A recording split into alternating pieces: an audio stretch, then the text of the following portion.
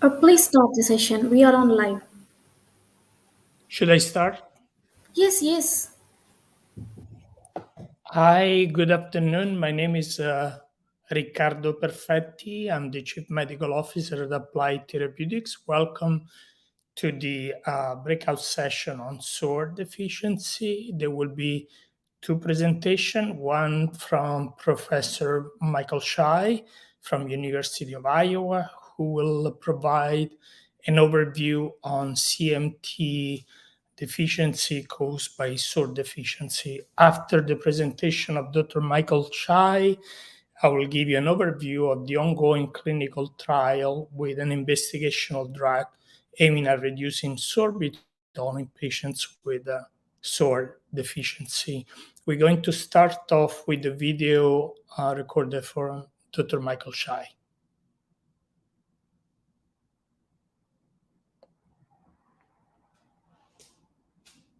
So, hi, everybody. I'm Dr. Michael Shai. I'm a professor of neurology at the University of Iowa and the principal investigator of what's called the Inherited Neuropathy Consortium. And I also have the pleasure of being the principal investigator of the clinical trial on SORD neuropathies, which is what we're going to be talking about in the next few minutes. So thank you for your time, and we're all excited about this, and I hope you will enjoy the presentation. So what we're going to be discussing is called SORD deficiency, the disease characteristics. And I'll talk about what SORD means and give you a little bit of an overview of the disease in the next few slides. So SORD stands for what's called sorbitol dehydrogenase deficiency. And this is a progressive, it's a debilitating hereditary peripheral neuropathy that affects peripheral nerves and motor nerves, and it causes disability, it causes weakness, and it causes loss of sensory function, and it impairs people's ability to get around. This is a genetic disease. It's what's called an autosomal recessive disease, and it's caused by mutations in the SORD gene, and it results in a loss of the SORD enzyme function, so the enzyme can't work as well as it's supposed to do. Now, this is a disease which unfortunately starts often in children, particularly in the teenage years. So the average onset is at 17 years of age, and the earlier symptoms even can appear in adolescence. And there are no drugs approved to treat SORD deficiency, in part just because of the speed of which these studies have been progressing. And I'm going to try to put that in perspective in the next slide here. So this is the original manuscript that was published in a top flight journal describing SORD neuropathy. And the journal is Nature Genetics. And the important thing, at least from my perspective, is that this was published in 2020. That's just 2 years ago. And so because of the efforts of the people that you're going to be hearing in this presentation and the next one, we've been able to go from just identifying the genetic cause to actually a clinical trial in 2 years, which to me is remarkable. Now, what is SORD deficiency? So SORD is an enzyme, as we talked about, and it plays a role in cells. It takes glucose and it turns it into fructose through what's called the polyol pathway. So ordinarily, when glucose gets turned into energy, some of that glucose gets acted on by an enzyme called aldose reductase, and that breaks the glucose down and turns it into sorbitol. And then sorbitol gets broken down by the SORD enzyme into what's called fructose, which is another sugar that's important for energy production. So you need SORD to break down the sorbitol to make fructose. And so I'm going to talk a little bit more about this on the next slide, but the key is that sorbitol, if it can't be broken down, will increase in the cells and in the blood. And that results in what happens here. So instead of having the sorbitol go into fructose, it can't go through that step, and it just builds up, and you get increased levels of sorbitol. And patients are unable to metabolize the sorbitol. And it's been shown over the years that high levels of sorbitol are toxic to cells. And this is what leads into neuropathy. So a rational approach to treat SORD neuropathies is to figure out ways to prevent the accumulation of sorbitol here, again, the toxic metabolite. And I should mention that what we're going to be talking about in the clinical trial is a drug that actually blocks the ability of glucose to become sorbitol. Those are called aldose reductase inhibitors. And I think that's going to be discussed a bit in the next section, so I'm not going to talk more about that now. But what I am going to talk about is how patients present. And these patients present typically, as I mentioned, in the teenage years, and they present with symptoms of a peripheral neuropathy that's caused by damage to the nerve axons. So peripheral nerves have a insulation around them, which is called the myelin, sort of like a wire, and inside the myelin is the nerve fiber itself, which is called the axon. And SORD deficiency damages the axon itself. And that leads to the early symptoms, which I'll talk more about in a minute, but they include slow running, difficulty walking, difficulty climbing stairs, tripping, and also problems with hand function. And prior to 2020, the genetic cause of these patients was not known. So because they had an axonal neuropathy, they were called CMT type 2. Because often motor nerves were damaged more than sensory nerves, they were sometimes called distal hereditary motor neuropathy. But again, there couldn't be any treatment for these patients because the genetic cause was not known. And because we now know the cause, we can identify these patients genetically, and these account for approximately 10% of patients with CMT type 2. A genetic test for SORD deficiency can now diagnose a disease, and also we can look at blood levels of sorbitol to help with the diagnosis. Now, things have moved fast in this field. Again, just 2 years ago, we first identified the genetic cause.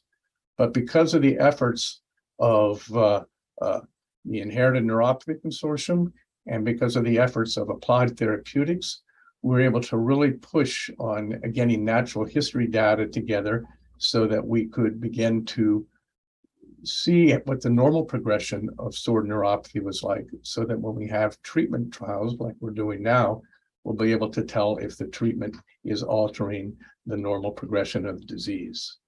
And this data was just presented this summer in Brussels at an international neuromuscular meeting. And again, I'm going to summarize that data briefly in the next slide. So this is just a sort of a graph in where on this axis here, we have the different parts of daily life that get affected by SORD neuropathies. And on this axis down here, the x-axis, we have the age at which those problems tend to start. So if we go up to the top here, we'll see that an early symptom of patients is that they have difficulty running. And this is usually in the first 2 decades of life, really beginning about age 10. And this ultimately affects about 90% of patients. Again, beginning in childhood, we see that about 84% of patients develop difficulty walking, and 80% have difficulty standing on their heels, and then a high number also on their toes. Again, this is predominantly a neuropathy that causes weakness, what we call distally in the legs, so that the problems are with ankle function more than hip flexion, for example. About 30% of patients develop tremor, and Hand function occurs in about half of patients, and that starts a little bit later often than the leg function. Sensory problems like the inability to feel touch and problems with balance occur less often, but still in about a third of patients. And nerve pain, burning and tingling occurs in about 15% of patients. In terms of needs to get around, about a third of patients require inserts to be worn in their shoes. About a third also require braces that go above their ankles to ambulate. And another 10% require a cane in addition to that. And about 2% require wheelchairs. So these are some of the features of the disease and when they present. But because we are getting this history of how these present over time, we can use various outcome measures to look how this progression changes.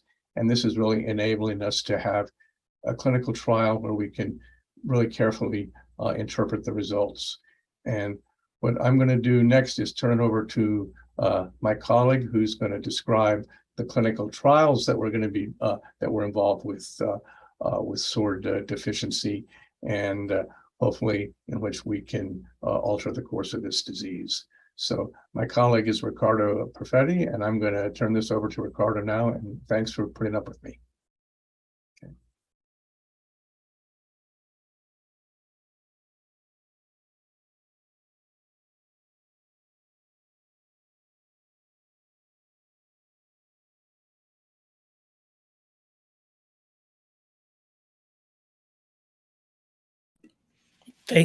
Thank you, everybody. After the excellent presentation from Dr. Michael Shai, it's my honor to be presenting to you the study on SORD deficiency.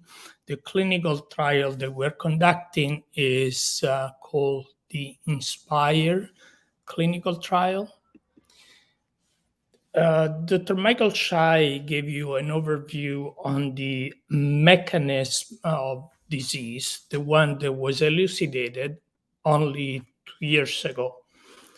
2 years ago, in a seminal publication on one of the most reputable journal in the scientific literature, it was identified the gene defect on sorbitol dehydrogenase, or SORD for short, are responsible for an hereditary form of neuropathy. People with SORD deficiency are not able to process sorbitol into fructose. Because they're not able to process sorbitol into fructose, they experience a toxic accumulation of sorbitol in various tissues, including the nervous tissue, and that is responsible for the phenotypical presentation, the clinical presentation of the disease. The therapeutic strategy we're investigating aims at reducing the level of sorbitol by blocking the enzyme that is responsible for the production of sorbitol. So we aim at blocking the enzyme called aldose reductase, which is the one that converts glucose into sorbitol.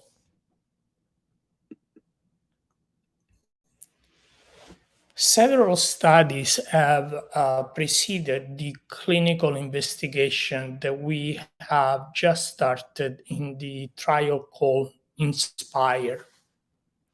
Using cells from patients with SORD, we investigated whether in vitro, in culture, cells from patients with SORD were indeed producing excess of sorbitol.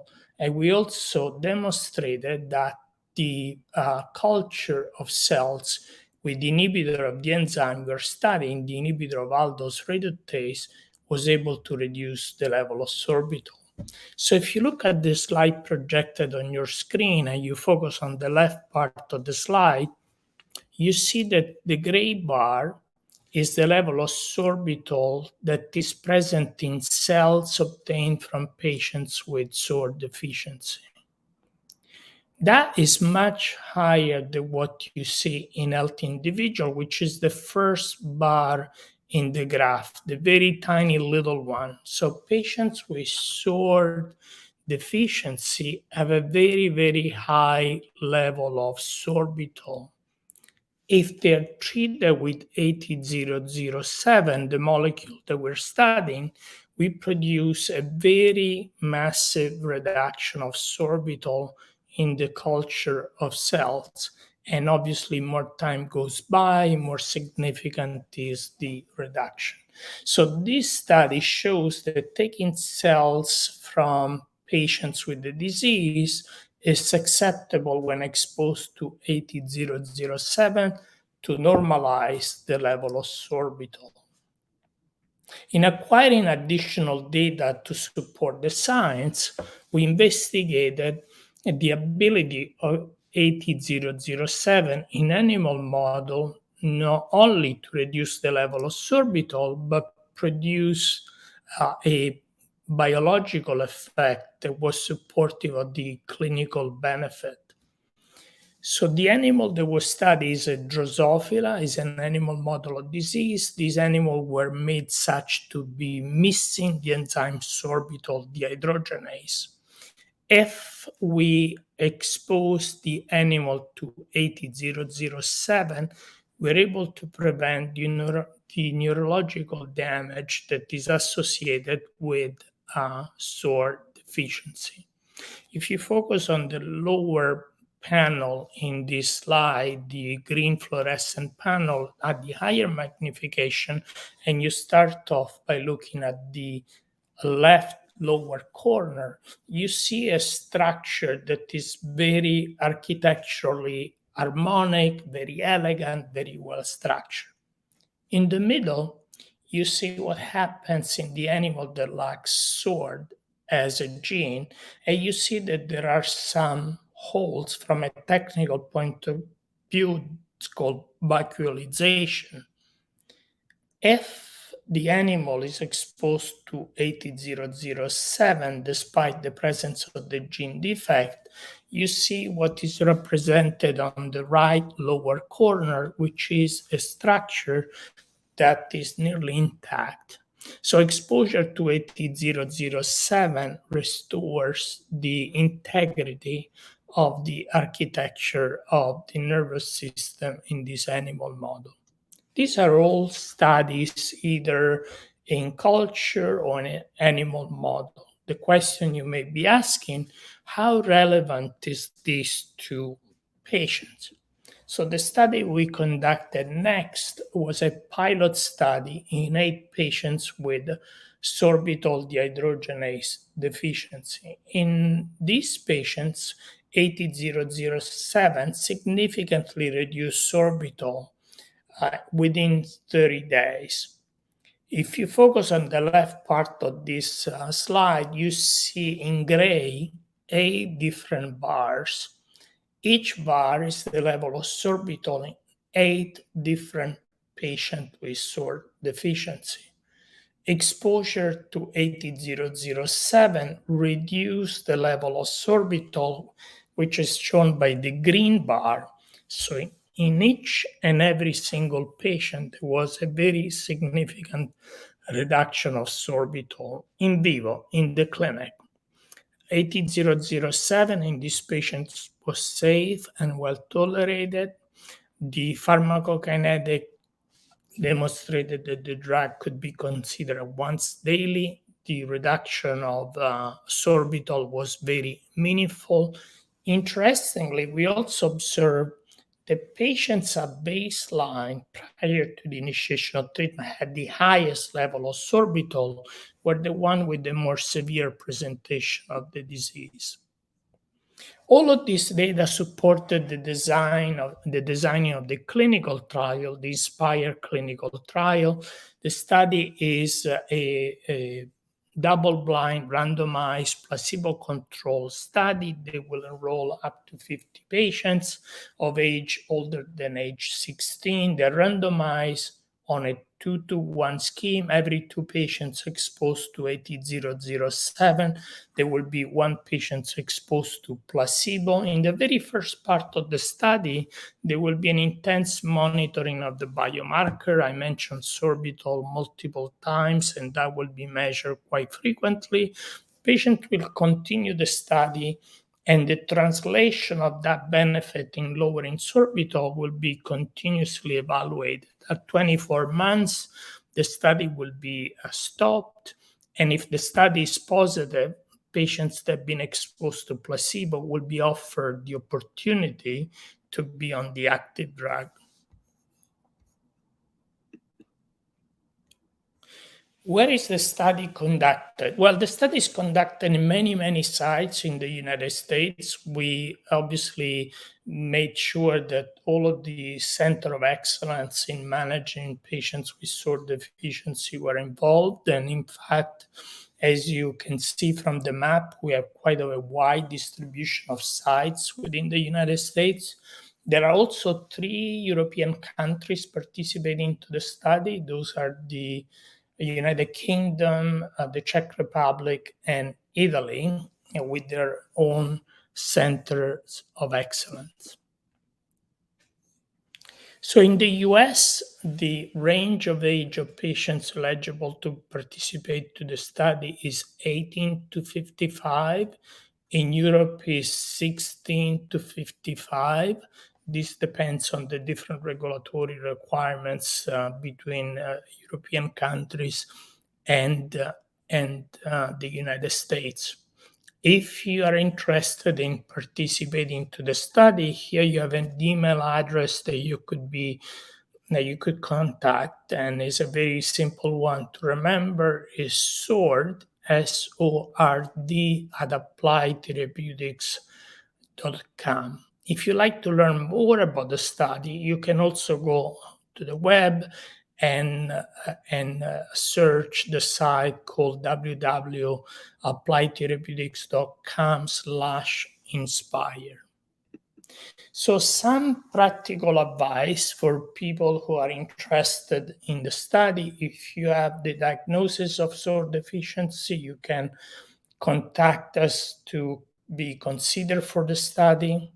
If you have not done genetic testing, you could request your physician to have a specific evaluation where also SORD will be evaluated. We know that multiple labs are now measuring SORD.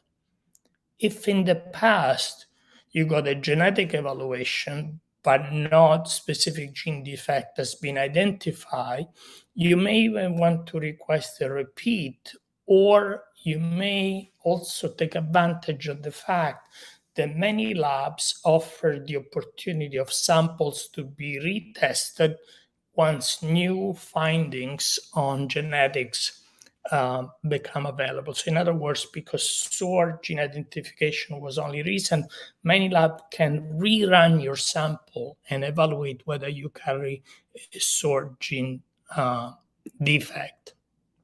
And this was my last slide, and with this I'll be happy to take any question you may have.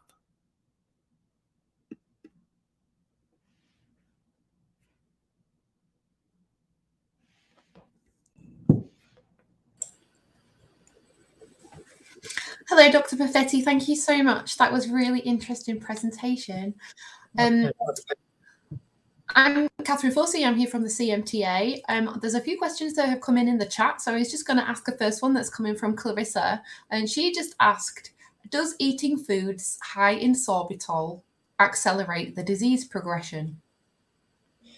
Well, as we discussed, and as Professor Michael Shai mentioned, the level of sorbitol in patients with SORD deficiency are so much higher than what we have in healthy individuals that the contribution of food is marginal. Although there are no clear studies, the level are so astronomically high that there is a constitutive defect that needs to be corrected. Smashing, thank you. So if a patient has been diagnosed with a SORD deficiency, how do they contact one of the clinical sites if they want to try and participate in the INSPIRE study?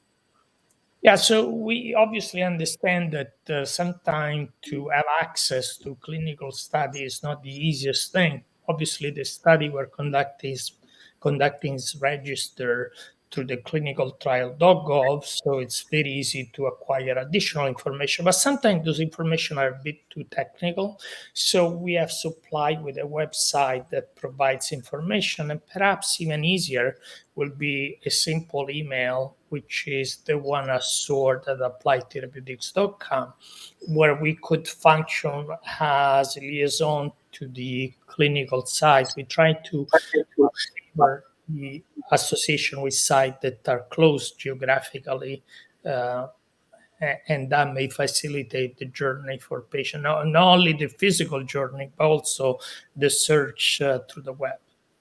Oh, absolutely. I think it's making it as easy as possible, isn't it, for people to access the trials? Gabe Lesky, thank you, Gabe, has just popped a question in that says, since the early results are so promising, what is the fast track to get FDA approval for AT007? Yeah, so we are very much encouraged by the fact that the disease is a monogenic disease, and therefore is very easy to track the impact of the intervention. So we believe that the information we will get through the study will be very meaningful in early indication of benefit. And obviously, being the study that not only looks at biomarker but also looks at clinical outcome, we may get everything at once. We may get progressively, obviously. We may get the inhibition of sorbitol, but we may also get the translation. Okay. I think we've got more questions, so I'll keep firing some at you. So, if a patient is diagnosed with SORD deficiency, but they don't live in any of the states where the INSPIRE study is happening, how can they participate? Yes, so we have built an infrastructure to support this activity at the sites that we have selected. Some of the best known site with experience with CMT and also very well engaged in SWORD. We are able to facilitate travel of patients across states and obviously support all of the challenges that from a personal point of view patients may be facing. We try to cover a diverse geographic region. Obviously, the States is a large country, but we have both travel support people and also liaison people that will facilitate their journey. Again, the physical journey, but also the emotional journey home to the site. Oh, well, that's great to know. I mean, I know the sites that you're working with, you've selected them carefully because the measurements that need to be taken, the knowledge of those clinicians. I mean, we want to be sending patients to those top flight clinics, and of course the States, the world is massive, so it's great to know that you've got the facilities in place to get people to those study sites, so thank you for that. So if a patient, lots of people with CMT don't know the genetic cause of their CMT yet, so if a patient's in that position, how can they get a genetic diagnosis? Yeah, so many patients, although not all, may have at some point in their attempt to identify the cause of their condition, may have undergone genetic testing. However, this is a field that is evolving every single day. So if the genetic testing was conducted more than 2 years ago, likely SWORD was not part of the panel. Some companies that perform genetic testing keep samples and they routinely rerun samples. So in that case, to request and update information may be sufficient to be informed whether there is SORD deficiency.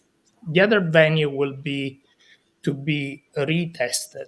We know that many companies now are have panels that measure SORD to be specifically asking obviously is the safest way to go. And in my slide, I mentioned one of the company we've been working with for the ongoing study, but it's not the only one. The one that partners with us is GeneDx, but there are many other companies now that are capable of assessing potential gene defect for SORD. Brilliant. So if patients just have a chat with their neurologist and talk about the genetics route, they'll be able to send their samples off through their doctors and get tested again. And we normally say at the CMTA, it's worth people who are unknown types so far to maybe ask every couple of years for a retest because of the new genes that are being discovered. Do you think that's a sensible amount of time? I think it is, and the discovery, the speed at which discoveries are taking place now, so fast. And Dr. Michael Shah in his presentation mentioned how recent has been the identification of this gene defect. So anyone who got a genetic result in the last 2 years and SORD was not there should request an update. Now, I do know that many patients have not been genotyped. So if they have CMT, they should request to their physician to evaluate the genetics that may be supporting their medical condition. Yeah, I'm hoping everyone listening today has really picked that up, is the knowledge of your genetic type of CMT is so important in terms of opening the doors to accessing treatments and trials. Once we know, you can be funneled towards a particular route. Yes, and as you just said, knowing the specific gene defect is most of the time the premises for a targeted intervention, as we are discussing today. So, yep, there's one last question, I think, because we're just 1 minute to go. Thank you, Clarissa. She's just asked, would the drug need to be taken for the rest of the patient's life? So this is a genetic defect. Is part of the genome of patients affected by the disease. So we will need to constantly inhibit the enzyme. So the short answer to the question is yes. We do know that so far the drug has been demonstrated to be safe and well tolerated. So we haven't heard of major challenges in taking the drug so far. Thank you. Oh, thank you so much, Dr. Perfetti, and thank you, Dr. Shai, for the introductory presentation at the beginning. We're at 5 o'clock, so I'm so sorry to say to everybody that's brought us to the end of the CMT Patient and Research Summit. I have been completely impressed and overwhelmed by all of the information that we've learned today. All of our speakers' willingness to share and to answer questions. So thank you so much. The progress that's been made is really making a difference and giving hope to all of us patients with CMT. So thank you. We hope that we'll see you at our future conferences and events, and we'd love to keep in touch with how your research is going and feed that back into the CMT community. So thank you very much, Dr. Perfetti, and everyone who's joined us today. Thank you, everybody. Thank you. Goodbye.